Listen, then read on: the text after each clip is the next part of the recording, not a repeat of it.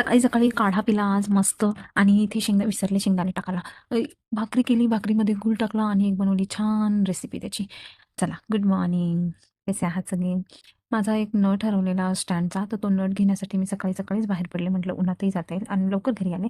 तर बेबा उठलेली तोपर्यंत छान गुड मॉर्निंग केलं तिने पण मला. तर मग हा बघा, हा काढा आहे कच्ची हळद, जी आता या सीझनमध्ये आपल्याला मिळते. तर त्या कच्च्या हळदीचा काढा, त्यात थोडंसं अद्रक आणि काळी मिरची पावडर है ना, मिरेपूड, ती मी टाकली. आणि हा छान काढा थंड होऊन दिला आणि मग पिला. इथे नारळ पाणी घेऊन आलेले, तर तोपर्यंत ह्या दोघांनी मस्तपैकी नारळ पाणी पिलं. आणि उशीर झालेला मला, खूप 11 वाजलेले. आणि मग म्हटलं आता काय बनवू, उडदाची डाळ भिजत घातलेली, मला मेंदूवडे करायचे होते पण लेट झाल्यामुळे मी केले नाही. ते दूध तापायला ठेवलं आणि पोहे करायला घेतले. पोहे बनवून झाले आणि मग विसरले की शेंगदाणे मी तेलामध्ये टाकायलाच विसरले. तर मी फोडणी शेंगदाणे टाकत नाही, कारण की ते नरम होतात छान क्रंची लागण्यासाठी. मग मी ते वेगळे तळून घेतले आणि मग इथे पोहे झाले, चहा झाला आणि झालं. मग दुपारी मी भाकरी करायला घेतली. हे भाकरीचं पीठ आहे बघा, असं छान मळून घेतलं. ते आहे नाचणी 1 किलो, 2 किलो ज्वारी आणि 1 किलो बाजरी. ह्या थंडीच्या दिवसात बाजरी चांगली असते आपल्या शरीरासाठी.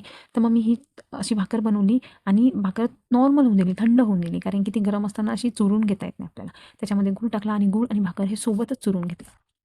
आणि हे चुरल्यानंतर असं छान बारीक करायचं आणि गूळ आणि भाकर सोबत घेतल्यामुळे दोघंही छान एकजीव होतात.